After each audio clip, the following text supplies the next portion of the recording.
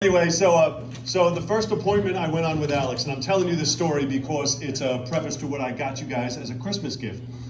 The first appointment I went on with Alex, we didn't buy the house. It was in Norfolk. It wasn't a great deal. She wasn't really motivated. But after the appointment, we sat in his car. He's like, "Wait, I want to talk." We sat in his car, and he had a very detailed list of. I did 100, and I don't remember the numbers, but I did 100 billboard cards. I did 100 bandit signs. I'm doing 50 gorilla cards. I have these direct mail. He listed all the stuff that he's done. And so what do I naturally say? I said, "Well, did you get any leads?" And he said, "Well, I only got one call off the gorilla cards." You know the gorilla cards, the $20 bills, $50 bills. He said, "I only got one call, and it was a guy telling me that he loved it and he wanted some more so he could play with his grandkids with him." And I said, "Funny, so what'd you do?" He's like, "Well, I mailed him 10. And he ended up getting a deal from that guy. When he said it, it was just being nice because the guy said it was fun, and he ended up getting a deal from that guy. The guy called him back, I don't know if it was a month later, 2 months later, and he actually had a house for sale, and he ended up doing a deal with him. But that wasn't the point of the conversation. The point of the conversation is I remember, even while I was sitting with him, telling him, I have no doubt, just based on the list that he gave me, on the actions he was taking, that you're going to be doing deals. Like sometimes you're like, I hope this person can be successful. I hope it's going to work out. And when you went through all that with me, I said, I don't have that hope. I know he's going to do deals. I know it because he's literally doing every single thing you need to do. It's great to do direct mail. Direct mail is the easiest. You just spend a bunch of money, but you get leads. But it's expensive. It's great. All the things are great. But if you do all of them, they work out symbiotic. They work out together. Well, the reason barring the Christmas gift, which we'll talk about in a second, currently, right now, Alex, and I was going to say 4, but you closed one today. So Alex had 4 deals pending right now. Now, you've already done a couple, but 4 deals pending simultaneously. And I remember he called one day, he's like, I don't know what's going on, like laughing. I don't know what's going on. Everybody's taking my offers. And 4 deals pending, 2 you wholesaled, and 2 are keeping as slow flips, which I love because I'm all about the future. I've always been that way. I'm like, let's plan for the future. And so he's keeping 2 of them as slow flips, one which closed today, and he posted a video on our group site of him with the seller, which I loved. That was awesome. And the other one's going to be a regular 30,000 private money deal. And then 2 that are wholesales.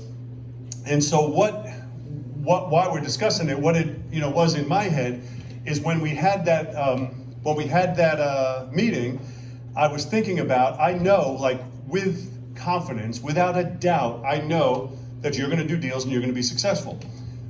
But it started me thinking of, well, how can we force that upon everyone else to do these little things that you have to do consistently, regularly, and to make them track it the way you were tracking it. It was great. I loved it. When I left that meeting, I was like, I got to come up with something to help instill that in everybody. Even though we do, we have our tracking sheet that we use, and nobody ever does it, and nobody ever fills it out. And so what we came up with, which I'll show you, and then Alex and Kevin will hang them out, is we made I created a journal for you, which is big, so it's going to be some work, but I created a journal for you that's going to be basically your entire year, and I put it a little bit more than a year on it, but in this journal, and Alex, if you don't mind, if you and Kevin don't mind, you can hand them out.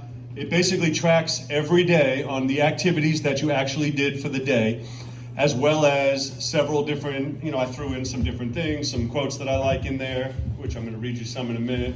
And then, some QR codes for the people that are new, getting stuff started.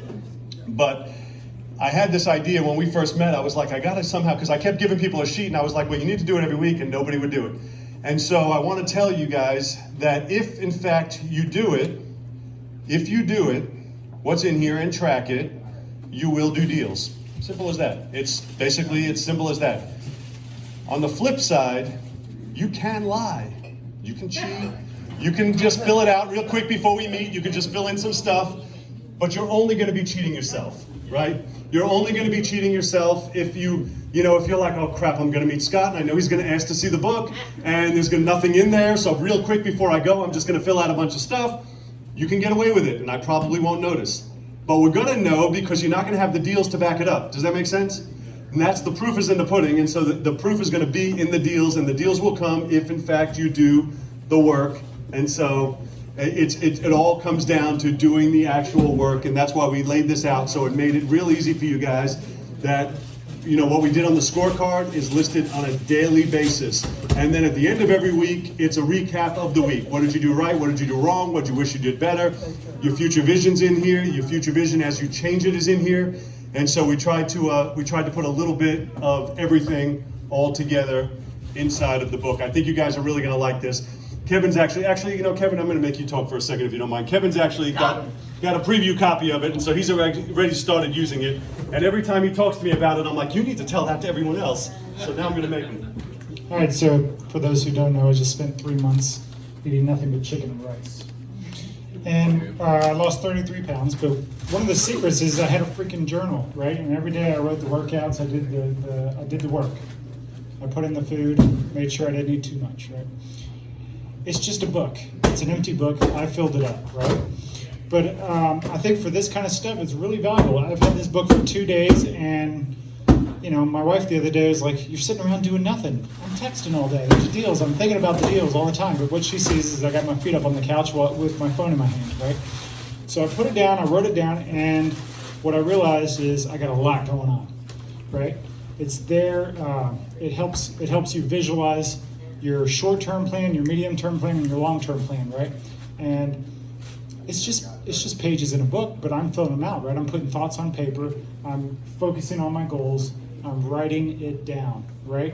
You know, Scott at the 3-Day talks about the guys who were in Harvard who wrote their plans down. The ones who wrote down the goals down were making exponentially more and accomplished exponentially more than the people who had goals who didn't write them down. So that's exactly what it is.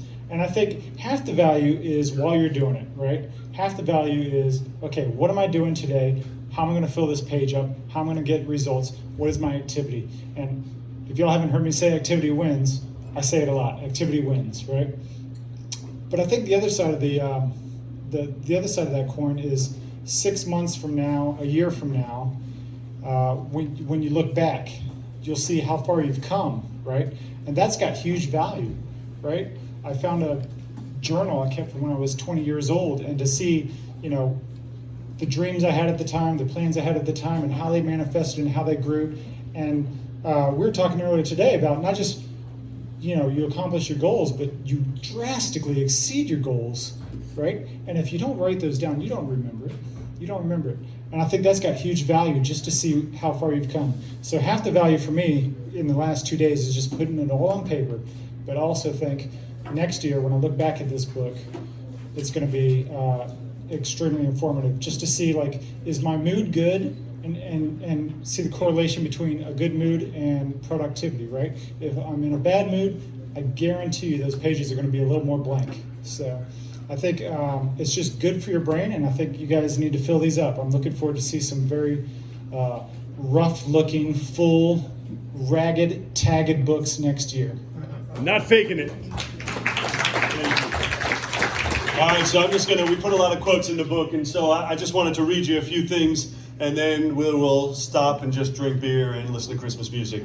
So one of the ones I liked, it says, Dale Carnegie said, most of the important things in the world have been accomplished by people who have kept trying even though there seemed to be no hope.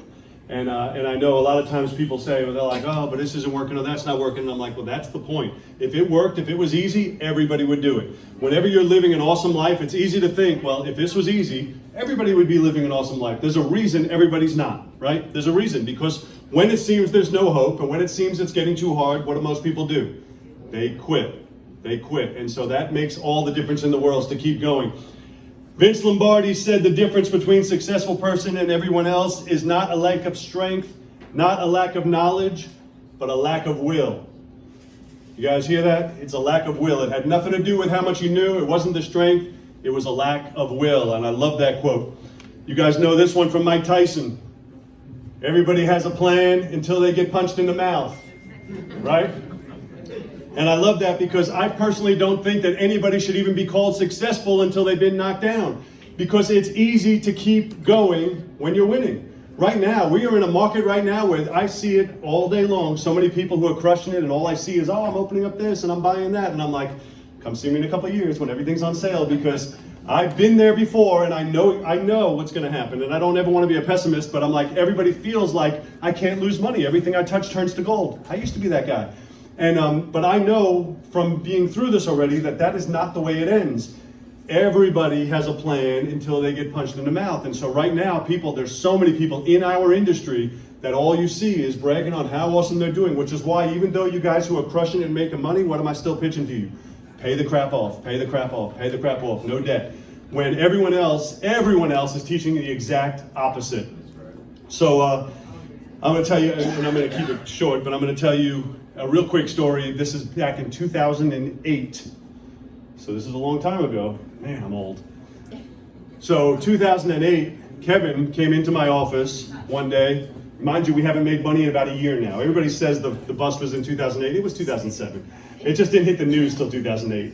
It was 2007. Well, anyway, 2008, Kevin comes into my office and he says, I'm out. And I'm like, what do you mean? He's like, I'm getting a job as a substitute teacher. I can't do it anymore. I'm out. And I must have spent 3-4 hours ranting to him about how you can't be out. You can't be out, you can't be out. Work just gets in the way of making money, right? Once you start working, now it's gonna be all over for you. You have no chance to make money, it's all over. Now, in the end, yes, it was for Kevin, right? But was it really? Because guess how dominoes fall? Once Kevin fell, who's next? I was next. And everybody else I knew in the industry had already gone out of business. Everybody was gone. And when Kevin came in and said, I'm going to get a job, I'm out, I'm thinking, and now mind you, yes, it was to help Kevin, but I'm thinking, well, if Kevin goes out, that means I'm on deck, right? And so it was everything I can to not let that happen. Well, that entire day, all we did, I ranted for 2-3 hours, then we came up with a plan. And now it's 13, almost 14 years later, we have been implementing that plan ever since. I mean, that day, we turned it around. Because we was a year. I mean, I don't know, for those guys who don't remember back then, it was a rough time back then. And that day was a turning point where we were like, all right, no more. I can't let him go out, because if he goes out, I'm on deck. I'm the one next to be pushed over the cliff. And so we couldn't let it happen. So Abraham Lincoln, this is another quote I love. Abraham Lincoln said, I am not concerned that you have fallen. I am concerned that you arise. And so I think that's real important, because everybody falls. Everybody goes down, everybody stumbles, everybody falls, and that's irrelevant. The only part that's important is that you get back up. Does that make sense to everybody? That's the only part that's important. If you want to experience success at the highest level, you need to get clear, extremely clear on your vision, on your future, on what it is you do, why it is you do, what it is you do. That's why we do a future vision first and foremost. It's even in the front of your book now. Your future vision is the birthplace of all successful people. You know that. You can only go as far as your why will take you. We've gone through this from day one in our 3-day event. We always go through creating your future vision, why it is you do what it is. Nietzsche said, he who has a why to live for can bear almost anyhow. Success is not something that you achieve, but it's something that you become. And I love that, because we have good times and bad times, but once you're successful, you're still successful, regardless of how you're having a week or a month or what it is that's going on. And lastly, just to remember, you need to take one lead at a time, one appointment at a time, one deal at a time. The things that you do daily, you will eventually become, which is why we came up with this journal for you guys. The stuff that you do daily, the stuff you put in there, the stuff you do every single day, you will eventually become.